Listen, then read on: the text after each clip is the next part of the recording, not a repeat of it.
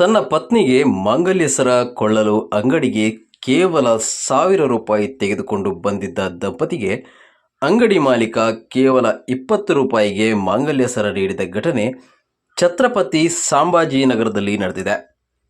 ಸದ್ಯ ಈ ಘಟನೆ ವಿಡಿಯೋ ಸಾಮಾಜಿಕ ಜಾಲತಾಣದಲ್ಲಿ ವೈರಲ್ ಆಗಿದೆ. ನಿವೃತ್ತಿ ಶಿಂದೆ ಶಾಂತಾಬಾಯಿ ದಂಪತಿ ಆಷಾಢ ಏಕಾದಶಿಯ ನಿಮಿತ್ತ ಪಂಢರಾಪುರಕ್ಕೆ ಪಾದಯಾತ್ರೆ ಹೊರಟಿದ್ರು. ಮಾರ್ಗ ಮಧ್ಯೆ ಅವರಿಬ್ಬರು ಆಭರಣದ ಅಂಗಡಿಗೆ ಪ್ರವೇಶಿಸಿದಾಗ ಅಲ್ಲಿದ್ದವರು ದಾನ ಕೇಳಲು ಬಂದಿರಬಹುದು ಎಂದು ಭಾವಿಸಿದರು.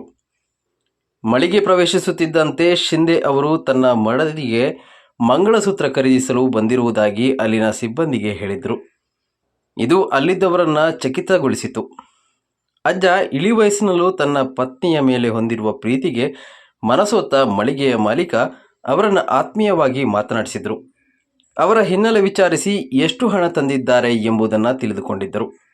ನಂತರ ಕೇವಲ 20 ರೂಪಾಯಿ ಪಡೆದು ದಂಪತಿಗೆ ಆಭರಣವನ್ನು ನೀಡಿದ್ದರು. ಇದರಿಂದ ಭಾವುಕರಾದ ದಂಪತಿ ಕಣ್ಣೀರಾಗಿದ್ದರು. ಈ ಸಂದರ್ಭದ ವಿಡಿಯೋವನ್ನು ಗೋಪಿಕಾ ಜ್ಯುವೆಲರಿ ಎಂಬ ಖಾತೆಯ ಮೂಲಕ ಇನ್ಸ್ಟಾಗ್ರಾಂನಲ್ಲಿ ಹಂಚಿಕೊಳ್ಳಲಾಗಿದೆ.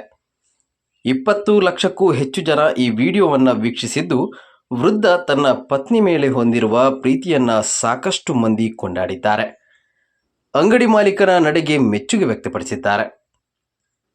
ವೃದ್ಧ ದಂಪತಿಯ ಕುರಿತು ಮಾತನಾಡಿರುವ ಅಂಗಡಿ ಮಾಲೀಕ, 1,120 ಇಟ್ಟುಕೊಂಡು ಪತ್ನಿಯೊಂದಿಗೆ ಅಂಗಡಿಗೆ ಬಂದ ವೃದ್ಧ ಆಕೆಗೆ ಮಂಗಳಸೂತ್ರ ಖರೀದಿಸಲು ಬಯಸುತ್ತಿರುವುದಾಗಿ ಹೇಳಿದರು. ಅದು ನನಗೆ ತುಂಬ ಇಷ್ಟವಾಯಿತು. ಆಶೀರ್ವಾದ ರೂಪದಲ್ಲಿ ಅವರಿಂದ 20 ರೂಪಾಯಿ ತೆಗೆದುಕೊಂಡು ಮಂಗಳಸೂತ್ರ ನೀಡಿದೆ ಎಂದು ಹೇಳಿದ್ದರು. ಶಿಂದೆ ಹಾಗೂ ಶಾಂತಾಬಾಯಿ ಅವರ ಆಷಾಢ ಏಕಾದಶಿ ಪ್ರಯುಕ್ತ ಪಂಢರಾಪುರಕ್ಕೆ ಕಾಲ್ನಡಿಗೆ ಮೂಲಕ ತೀರ್ಥಯಾತ್ರೆ ಹೊರಟಿದ್ದಾರೆ. ಅದೇ ವೇಳೆ ಅವರು ಚಿನ್ನದಂಗಡಿಗೆ ಭೇಟಿ ನೀಡಿದರು. ಆ ದಂಪತಿಯ ಮೊದಲ ಮಗ ಸಾವನ್ನಪ್ಪಿದ್ದು, ಎರಡನೇ ಮಗ ಕುಡಿತದ ಚಟಕ್ಕೆ ಬಿದ್ದಿದ್ದಾನೆ. ಕುಟುಂಬ ಕಷ್ಟದಲ್ಲಿದೆ ಎಂದರು. ಇದರ ವಿಡಿಯೋ ಮಾಧ್ಯಮಗಳಲ್ಲಿ ವೈರಲ್ ಆಗಿದೆ.